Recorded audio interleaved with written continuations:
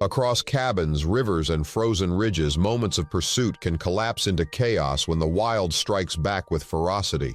Walls splinter, rivers drag hunters under, and tents buckle in the night. From an Alaskan cabin assault in 2025 to a Maine tent raid in 2023, the stories span continents. In this video, we'll uncover 6 chilling encounters that remain unforgettable. In the early hours of October 5, 2025, the remote Alaskan wilderness lay blanketed in darkness and snow, its silence broken only by the occasional whisper of wind through towering spruce trees. Derek Lawson slept deeply in his wooden cabin, exhausted after a long day tracking Sitka black-tailed deer through the rugged terrain. His wife, Clara, rested beside him, both of them wrapped in thick blankets against the penetrating cold that seeped through the cabin's aged timber walls. The structure stood alone, miles from the nearest settlement, surrounded by dense forest where wildlife roamed freely and human presence was merely a temporary intrusion into nature's domain. The cabin itself was a testament to frontier living, constructed from rough-hewn logs and reinforced with whatever materials Derek could transport to this isolated location. Inside, the couple had stored their supplies carefully, including several cuts of game meat from earlier successful hunts. The scent of this stored meat, though contained, had begun to permeate the surrounding air, creating an invisible beacon that traveled through the forest on the night breeze. Unknown to the sleeping hunters, this aroma had attracted the attention of one of the region's most formidable predators. At precisely 4 o'clock in the morning, a massive grizzly bear approached the cabin through the darkness. The animal weighed over 900 pounds, its powerful frame covered in thick fur that protected it from the harsh Alaskan climate. Hunger drove the creature forward, its sensitive nose having detected the promising scent of food from a considerable distance. The bear had been preparing for winter, consuming vast quantities of food to build up the fat reserves necessary for hibernation, and the smell of stored game proved irresistible to its primal instincts. The attack began with shocking suddenness and overwhelming force. The grizzly bear charged at the cabin's exterior wall, its massive shoulders striking the wooden structure with enough impact to splinter the aged timber. The sound of cracking wood exploded through the quiet night as the bear's tremendous weight and momentum compromised the cabin's integrity. The door frame, never designed to withstand such an assault, cracked and buckled under the relentless pressure. Deep gouges appeared in the wood as the bear's claws, each several inches long and sharper than any manufactured blade, tore through the material as though it were paper. Derek awoke to chaos and confusion, his mind struggling to process the cacophony of sounds and the violent shaking of the entire structure. By the time his consciousness fully registered the danger, precious seconds had already been lost. The grizzly bear was inside the cabin, its enormous form filling the small space, its breath visible in the cold air, its eyes reflecting what little light penetrated the darkness. The predator moved with surprising speed for its size, driven by hunger and the aggressive instincts that made it one of North America's apex predators. The bear lunged toward Derek with frightening velocity. Its massive paw swiped through the air, claws extended, connecting with Derek's arm and shoulder with devastating force. The impact sent him staggering backward, pain exploding through his body as the claws tore through fabric and flesh alike. Blood began to flow immediately, the warmth of it contrasting sharply with the frigid air. Derek's shoulder bore the brunt of the attack. The deep laceration served as evidence of the bear's lethal capabilities. His arm hung uselessly, muscles and tendons damaged by the savage swipe. Clara, jolted awake by the commotion and her husband's cry of pain, experienced an immediate surge of adrenaline that flooded her system and sharpened her senses to razor focus. In that moment of crisis, maternal and protective instincts overrode any consideration of her own safety. She assessed the situation in an instant, recognizing that hesitation meant death for both of them. Her eyes fell upon a heavy log of firewood stacked near the cabin's modest stove, a piece of seasoned hardwood that weighed perhaps 15 pounds. Without pausing to consider the risks, Clara grabbed the firewood log, her hands wrapping around its rough bark. She swung the makeshift weapon with every ounce of strength she could muster, bringing it down upon the grizzly bear's skull with a solid, sickening impact. The blow connected with the bear's head, the sound of wood meeting bone echoing through the small cabin. The animal's growl intensified, but Clara did not retreat. Instead, she kicked at the massive body, her boots connecting with fur and muscle, and continued to pound at the beast with the log, striking again and again with desperate fury. The grizzly bear, stunned by the unexpected counterattack and perhaps confused by the ferocity of this smaller opponent, began to stagger. Its movements became less coordinated, though whether from the blows to its head or from simple confusion remained unclear. The predator growled deeply, a sound that resonated through the floorboards and vibrated in the chests of both humans. After what seemed like an eternity but was likely only seconds, the bear made the decision to retreat. It turned its massive frame and lumbered toward the damaged entrance, disappearing into the snowy darkness from which it had emerged. Derek and Clara stood in the wreckage of their cabin, both shaking uncontrollably from the combination of adrenaline, fear, and shock. Clara's body was bruised from the physical exertion and contact with the bear, while Derek's injuries required immediate attention. They surveyed the destruction surrounding them with disbelief. The cabin's walls bore deep gouges and splinters, a testament to the bear's strength. Furniture lay overturned and scattered, their carefully organized living space transformed into a disaster zone. Claw marks scarred every surface within the bear's reach, permanent reminders of how close they had come to death. As dawn began to break over the Alaskan wilderness, casting pale light through the damaged walls, both Derek and Clara understood with crystalline clarity a fundamental truth about life in this remote place. Even the sturdiest cabin, built with care and reinforced against the elements, offered only the most temporary defense against the raw power and ferocity of nature's apex predators. In Alaska, human structures were merely suggestions, easily demolished when a 900-pound grizzly bear decided that survival required breaching those barriers. On November 24, 2022, two experienced hunters embarked on what promised to be an exceptional hunting expedition in one of Europe's most pristine wilderness areas. Alaric von Hohenberg and Sebastian Lemoyne had paid substantial sums to participate in a high-end wild boar hunt within the ancient Polish Białowieża forest, a protected woodland straddling the border between Poland and Belarus. This forest, one of the last remaining fragments of primeval European woodland, harbored populations of wild boar that had grown to exceptional sizes due to abundant food sources and minimal human interference over generations. The Białowieża forest was renowned among hunting enthusiasts for producing massive wild boars, with mature males frequently weighing between 400 and 500 pounds. These animals represented the pinnacle of European big game hunting, their size and aggressive temperament making them formidable quarry that demanded respect, skill, and careful preparation. Alaric and Sebastian had spent months anticipating this expedition, studying the terrain, practicing their marksmanship, and acquiring the finest equipment money could purchase. The morning of the hunt began under ideal conditions. The air possessed that distinctive crispness characteristic of European autumn, cool enough to invigorate but not uncomfortably cold. They entered the forest following trails meticulously maintained by the hunting estate's staff that wound through towering oaks and ancient hornbeams, their leaves creating a golden canopy overhead. Professional guides accompanied the hunters, men who had spent their entire lives learning the forest's secrets and understanding the behavior patterns of its wildlife. Everything about the expedition spoke of luxury and careful organization, from the expertly trained hunting dogs to the elaborate breakfast served before dawn. The hunters moved through the forest with confidence, following their guides deeper into the wilderness. The morning progressed smoothly, with several sightings of smaller boars that the hunters chose not to pursue, waiting instead for a truly trophy-worthy specimen. Their patience was eventually rewarded when the dogs picked up the scent of an exceptionally large male, and the chase began in earnest. The boar, estimated by the experienced guides to weigh approximately 450 pounds, crashed through the undergrowth ahead of them, leading the hunting party on an increasingly challenging pursuit. The chase took an unexpected turn when the massive boar veered from the established trails and plunged into a dense, waterlogged marsh that the guides had hoped to avoid. This wetland area represented one of the forest's more treacherous features, where standing water mixed with thick mud and decaying vegetation created a sucking morass capable of trapping the unwary. Despite the obvious hazards, the hunters' competitive spirits and desire for the trophy drove them forward into terrain that wisdom would have suggested avoiding.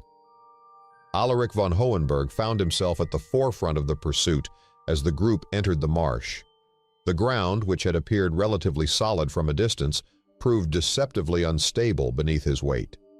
His expensive hunting boots, designed for durability and comfort rather than swamp navigation, began sinking into the thick mud with alarming rapidity.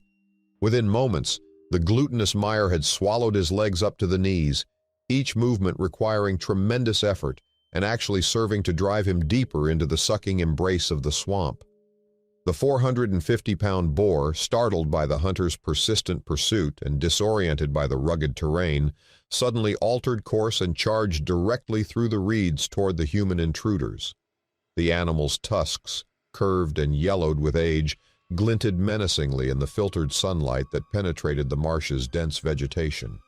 Wild boars, particularly males of this exceptional size, possessed the strength and weaponry to inflict fatal injuries on humans, and their unpredictable temperament made them especially dangerous when cornered or provoked. Sebastian Lemoyne managed to raise his rifle despite the unstable footing and fired at the charging boar. His shot, rushed due to the circumstances, grazed the animal's shoulder rather than striking a vital area. The wound served only to further enrage the beast, which continued its aggressive charge through the swamp. The boar's superior adaptation to the marshy environment became immediately apparent as it moved with surprising agility through terrain that completely immobilized the human hunters. The massive animal barreled directly toward Alaric, who remained trapped in the mud and unable to maneuver. The impact of 450 pounds of enraged wild boar knocked him backward, though the mud that imprisoned him also prevented him from falling completely. The collision left Alaric bruised and disoriented, struggling desperately to free himself from the sucking mud while the boar thrashed nearby. Every movement he made seemed to worsen his predicament, each attempt to extract his legs causing him to sink fractionally deeper into the morass. Panic began to rise within Alaric as he realized the full extent of his danger. The combination of the aggressive boar and the treacherous terrain created a potentially fatal situation. Every misstep in the sucking mud could drive him deeper, and any miscalculation regarding the boar's movements could result in serious injury or death. The luxury hunt, which had begun with such promise and careful organization, had transformed into a desperate struggle for survival in a hostile environment that cared nothing for human wealth or preparation. Sebastian and the guides worked frantically to assist their companion while simultaneously keeping watch on the wounded boar, which remained dangerously close and unpredictable. Through combined effort and considerable luck, they eventually managed to help Alaric extract himself from the mud and retreat to firmer ground. Both hunters emerged from the marsh soaked, bruised, and profoundly shaken by the experience.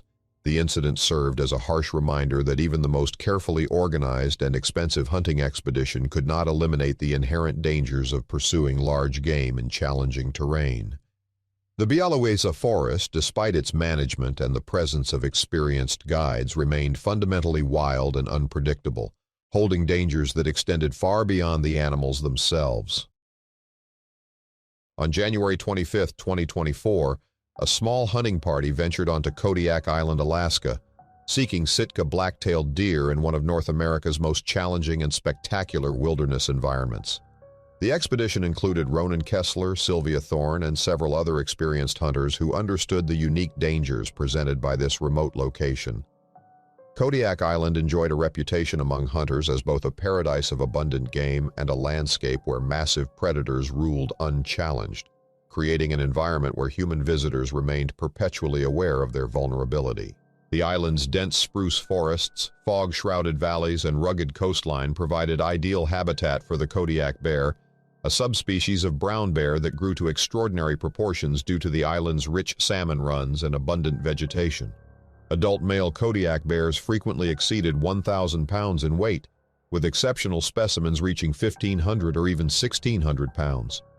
These animals represented some of the largest terrestrial predators on Earth, possessing strength and ferocity that made them universally feared and respected by those who shared their territory.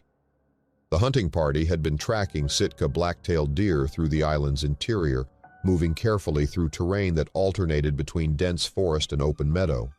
The deer, though smaller than many mainland subspecies, thrived in Kodiak's unique ecosystem and provided challenging hunting opportunities.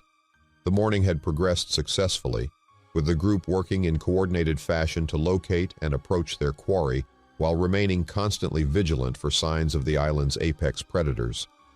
The situation changed dramatically when an enormous Kodiak bear emerged from the dense spruce forest without warning. The animal, later estimated to weigh approximately 1,600 pounds, appeared with shocking suddenness, its dark fur blending seamlessly with the shadows beneath the trees until it stepped into clearer ground. The bear's massive head swung toward the hunting party, its small eyes assessing these intruders into its territory. The scent of the game the hunters carried, combined with their own human odor, had drawn the predator's attention and piqued its interest. Ronan Kessler reacted with the trained instincts of an experienced hunter, raising his rifle as the bear approached. He carried a .375 H&H Magnum, a powerful caliber specifically chosen for its capability against dangerous game of this size. The bear, rather than charging immediately, moved toward a nearby tree and began clawing at its trunk, a behavior that could indicate either territorial display or an attempt to reach something in the branches. The animal's claws, each several inches long, gouged deep furrows in the bark, wood chips flying with each swipe. Ronan fired at the approaching bear, but in the tension of the moment and the difficult shooting position, his bullet struck the tree trunk rather than the animal itself. The impact of the heavy rifle round hitting the tree had consequences that no one in the hunting party anticipated. The tree, a substantial specimen that appeared solid from external examination, had actually been weakened by years of internal rot. The combination of the bear's aggressive clawing and the impact of the bullet proved catastrophic to the tree's structural integrity. The massive tree began to topple with terrifying inevitability, its weakened base finally surrendering to gravity and the accumulated damage. The sound of cracking wood filled the air as the tree fell directly toward the hunting party's position. Ronan, positioned closest to the tree, had no time to escape the path of its descent. The falling timber struck him with tremendous force, its weight pinning him beneath splintered branches and the massive trunk.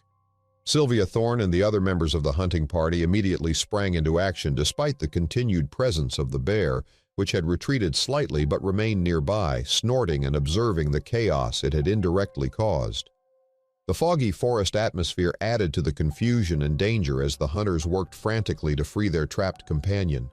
They lifted branches, pushed aside debris, and eventually managed to drag Ronan from beneath the fallen tree. Ronan emerged from the ordeal bruised, bloodied, and gasping for breath. One of his legs had been trapped beneath a particularly heavy section of splintered timber, the pressure causing significant injury, though fortunately no broken bones. His body bore numerous cuts and abrasions from the impact and the rough bark.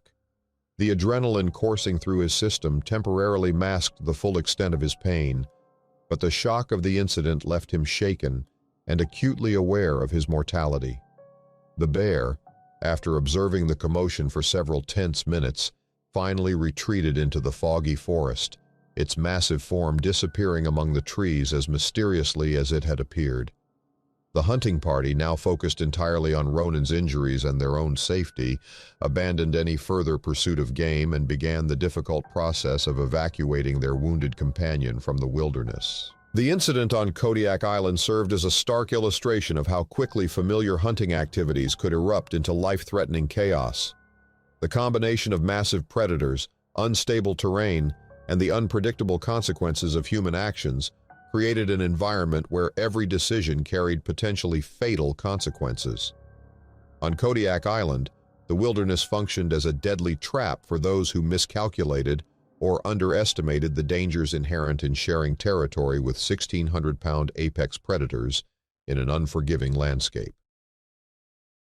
On September 11, 2021, two experienced hunters traveled to the Rocky Mountain foothills of Colorado in pursuit of elk during the peak of the rutting season.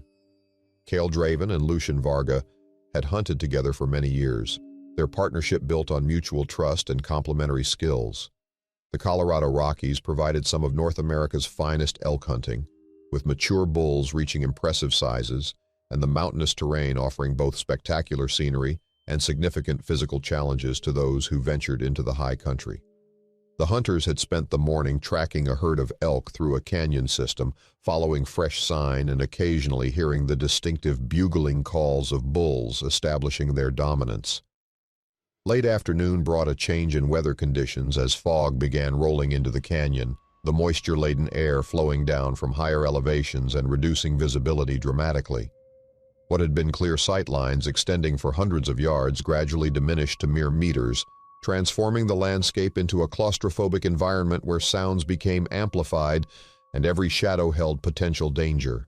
Despite the deteriorating conditions, Cale and Lucian pressed forward, reluctant to abandon their pursuit after investing an entire day in tracking this particular herd. Their experience in mountain hunting had taught them confidence in challenging situations, though this same confidence occasionally led them into circumstances that wisdom might have suggested avoiding. The fog continued to thicken as they moved deeper into the canyon, the gray mist swirling around rock formations and stunted vegetation. Cale spotted movement on a rocky ledge above their position, a fleeting impression of something substantial shifting position among the boulders. He raised his .270 Winchester rifle and peered through the scope, attempting to identify what he had seen. What he discovered through the magnified optics sent a chill through his body that had nothing to do with the cold fog. A mountain lion weighing approximately 130 pounds crouched on the ledge in a posture that every prey animal instinctively recognized as the prelude to an attack. The big cat's tail flicked rhythmically, a behavioral indicator of focused attention and predatory intent. Its muscles appeared coiled beneath its tawny fur, compressed springs ready to release explosive power. The mountain lion's eyes, adapted for low-light hunting, remained locked on the two humans below, with an intensity that suggested it was evaluating them not as fellow predators to be avoided, but as potential prey to be tested. Mountain lions, though typically avoiding confrontations with humans, possess the size, strength, and weaponry to kill adult people when circumstances aligned. Cale froze in position, his rifle raised and his heart hammering against his ribs. Any sudden movement might trigger the predatory response that the cat's posture already suggested was imminent. He understood from his knowledge of mountain lion behavior that these animals relied on stealth and ambush tactics, stalking to within striking distance before launching devastating attacks that often concluded before prey animals realized they were being hunted. The reduced visibility created by the fog provided ideal conditions for such predatory behavior. The mountain lion began creeping closer through the sparse brush and scattered boulders that characterized the canyon slopes. Its movements demonstrated the remarkable stealth capabilities that made these cats such effective hunters.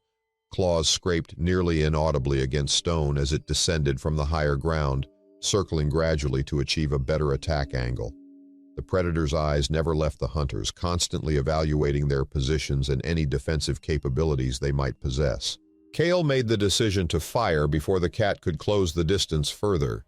His shot, taken under extremely difficult conditions with adrenaline affecting his fine motor control, struck the mountain lion's shoulder rather than achieving the immediately incapacitating hit he had intended. The bullet's impact caused the animal to vocalize, a hissing snarl that echoed through the fog-shrouded canyon, but the wound failed to convince the predator to retreat. Instead, the injured cat's eyes seemed to glow with reflected light as it continued circling, testing the human's reactions and searching for any sign of weakness or opportunity. Lucian Varga, recognizing that his companion's shot had not resolved the dangerous situation, prepared his own rifle while simultaneously positioning himself to provide mutual support. The mountain lion lunged sideways in a feint, perhaps attempting to separate the two humans or simply testing their defensive responses. Lucian swung his rifle, using the heavy stock as a club, and struck at the animal as it maneuvered within range. The blow connected solidly, adding to the predator's injuries and finally convincing it that these particular prey items were too dangerous and difficult to justify continued pursuit. The mountain lion retreated into the shadowed rocks and swirling fog, disappearing with the same uncanny stealth it had demonstrated throughout the encounter. Cale and Lucian remained frozen in their defensive positions for several long minutes, rifles ready, hearts pounding, and senses strained to maximum alertness. as they watched for any indication that the predator might return. The fog continued swirling around them, reducing the world to an uncertain gray void where threats could materialize from any direction without warning. As their adrenaline levels gradually declined and rational thought reasserted itself, both hunters experienced the full weight of how close they had come to serious injury or death. The encounter had demonstrated with brutal clarity that even experienced and well-armed hunters could find themselves in life-threatening situations when apex predators decided to test human vulnerabilities. The mountain lion's precision stalking, its willingness to engage despite being outnumbered, and its persistence even after being wounded all illustrated why these cats commanded such respect among those who shared their habitat. In the Rocky Mountain wilderness, cautious tracking and proper equipment provided no guarantee of safety when facing a predator specifically adapted for ambush hunting. In October 2025, hunter Cale Draven traveled to northern British Columbia in pursuit of one of North America's most impressive game animals. The region's moose population included massive bull specimens that could exceed 1,600 pounds in weight, their enormous antlers spanning widths that seemed almost impossible for any living creature to carry. These animals represented the pinnacle of trophy hunting in Canada's northern wilderness, attracting hunters from around the world who sought to test their skills against quarry that combined size, wariness, and the ability to survive in one of Earth's harshest environments. Cale had prepared extensively for this expedition, investing in high-quality insulated camouflage clothing designed to protect against temperatures that frequently plunged far below freezing.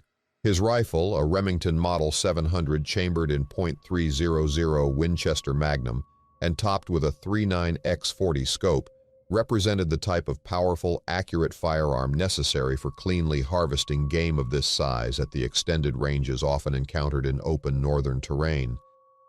He understood that hunting in winter conditions added layers of complexity and danger to an already challenging pursuit. The hunt led Cale across a partially frozen lake, a common feature of British Columbia's northern landscape during winter months. These lakes presented particular hazards during the transitional periods when ice coverage remained incomplete or when spring warming began undermining ice that appeared solid from surface inspection. Cale moved carefully across the brittle ice, testing each step before committing his full weight, aware that a breakthrough could prove fatal in water temperatures that induced hypothermia within minutes. On the far shore of the lake, Cale spotted his quarry. A massive bull moose, its weight estimated at over 1,600 pounds, grazed near the tree line. The animal's antlers spread wide and imposing, marking it as a mature specimen of exceptional quality. The moose appeared relaxed, unaware of the human hunter's presence as it fed on whatever vegetation it could access through the snow cover. Cale positioned himself carefully, adjusting his stance on the ice to create the most stable shooting platform possible under the circumstances. The shot, when Cale finally took it, appeared perfect. The rifle's report echoed across the frozen landscape, and through his scope, Cale observed the bullet strike precisely where he had aimed into the bull's shoulder region. Under normal circumstances, such a shot would have quickly incapacitated the animal, allowing for the swift recovery of the trophy. However, this particular moose demonstrated the incredible toughness and vitality that made these animals legendary among hunters. Rather than collapsing or even retreating, the wounded bull spun toward the source of the gunshot and immediately launched into a charge. The moose's hooves, each the size of a dinner plate, struck the ice with tremendous force as 1,600 pounds of enraged animal thundered across the frozen surface directly toward the hunter. The combination of weight, momentum, and the animal's furious energy created a terrifying spectacle as cracks began radiating across the ice from each pounding impact. Cale's survival instincts overrode his hunter's discipline as he scrambled backward, attempting to create distance between himself and the charging moose while maintaining his footing on the treacherous ice. In his frantic retreat, his boot came down on a section of ice that appeared no different from its surroundings, but which had been weakened by underlying currents or temperature variations. The frozen surface shattered beneath his weight with shocking suddenness, and Cale plunged into the lake's frigid water. The cold hit him like a physical blow, driving the air from his lungs and immediately beginning the process of stealing warmth from his body. His heavy winter clothing, essential for protection against the air temperature, now became a liability as it absorbed water and added weight that threatened to drag him down. Cale's muscles began going numb almost immediately, the extreme cold interfering with the neuromuscular responses necessary for coordinated movement. He clawed desperately at the slick edges of the hole through which he had fallen, his gloved hands finding little purchase on the wet ice. The moose, meanwhile, continued its aggressive display on the ice nearby. The animal's massive antlers scraped and rattled against the frozen surface, sometimes coming dangerously close to Cale's head as he struggled in the water. Whether the bull intended to continue its attack or was simply disoriented by its wound and the unusual situation remained unclear, but its proximity added psychological terror to Cale's already desperate physical situation. Every second he remained in the freezing water decreased his chances of survival as hypothermia progressed and his muscles lost their ability to respond to his commands. Through a combination of desperate effort, gradually returning rational thought despite his panic, and considerable luck, Cale finally managed to haul himself onto solid ice and crawl away from the hole. His body shook uncontrollably, his clothing had frozen into stiff folds, and bruises were already forming across his torso and limbs from the ordeal.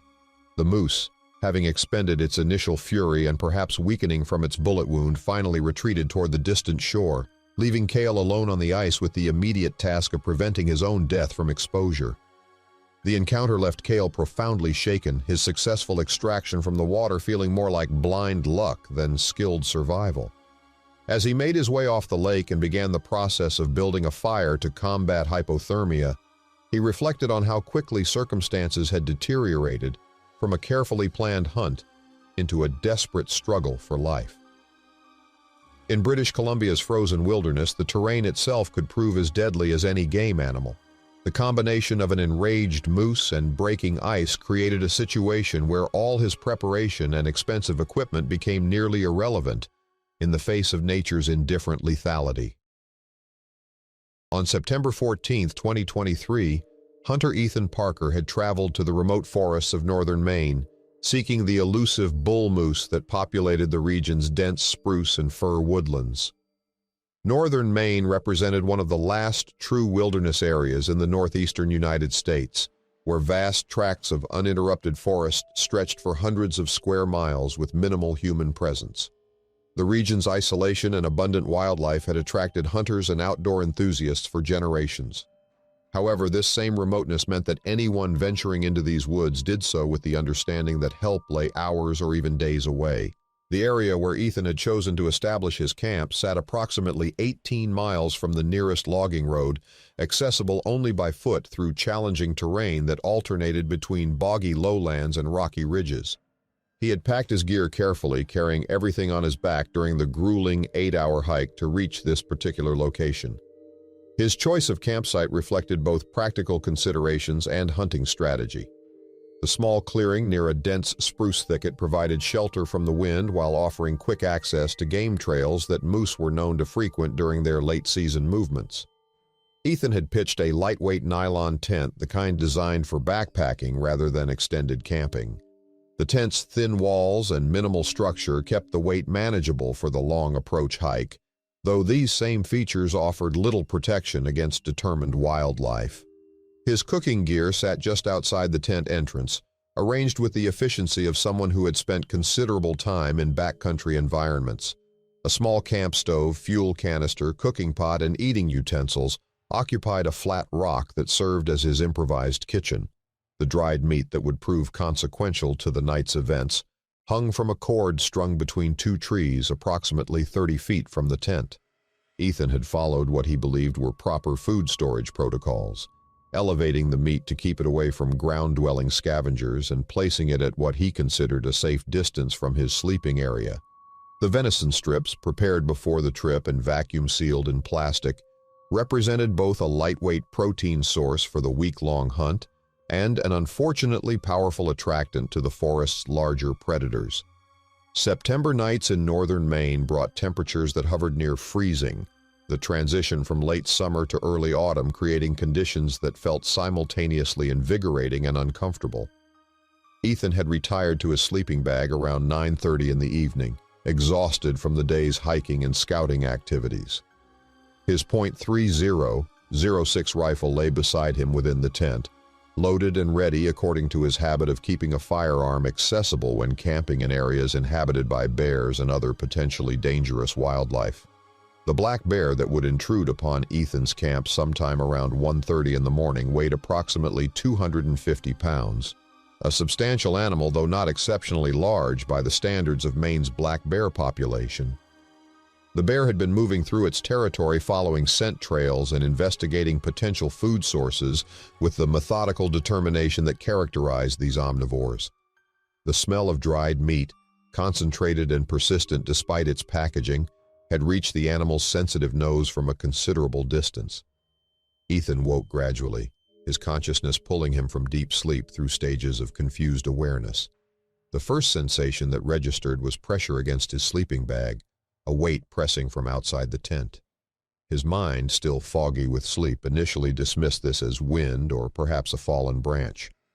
Then came the smell, a distinctive odor of fur and breath and something wild that triggered an immediate flood of adrenaline through his system. The sound of fabric tearing cut through the night silence with shocking clarity. The bear had discovered the tent and, finding it an obstacle to whatever it sought, had begun testing its structural integrity. Claws scraped against nylon, creating a noise that Ethan would later describe as similar to someone dragging fingernails across canvas, but amplified and accompanied by the grunting exhalations of a large animal.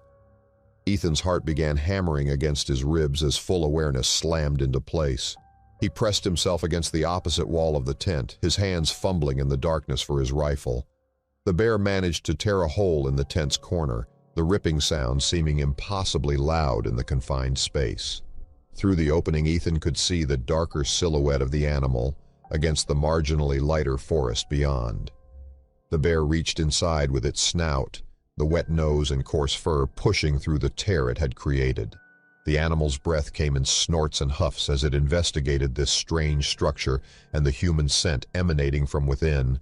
Paws followed, pushing at Ethan's gear that lay scattered near the tent walls. A boot went tumbling, then his spare jacket. Ethan grabbed his .3006 and pressed himself as far from the opening as the small tent allowed. His finger found the safety, clicking it off with a sound that seemed thunderous despite its actual quietness. The bear's investigation continued with apparently casual interest, pulling at items within reach and occasionally pawing at the torn fabric to widen the hole. The animal's head pushed farther inside, and Ethan shouted with all the force his fear-constricted throat could muster. The sudden noise in the enclosed space startled the bear, causing it to withdraw momentarily. Ethan kicked toward the opening, his boot connecting with nothing but air as the animal had already pulled back. More shouting followed, Ethan's voice cracking with the strain of producing maximum volume while his body shook with adrenaline. The bear retreated from the tent but remained nearby. Ethan could hear it circling, the sound of paws on forest debris creating a pattern of movement around his shelter. Occasional sniffing and grunting indicated the animal had not lost interest but was reassessing the situation. The bear moved to where the dried meat hung, and Ethan heard the cord snap as the animal claimed its prize. For 20 minutes that felt like hours, the bear remained in the immediate vicinity of the camp. Ethan stayed rigid inside his damaged tent, rifle ready, listening to every sound and trying to determine the animal's location and intent. The bear fed on the stolen meat, the sounds of chewing and occasional satisfied grunts drifting through the darkness.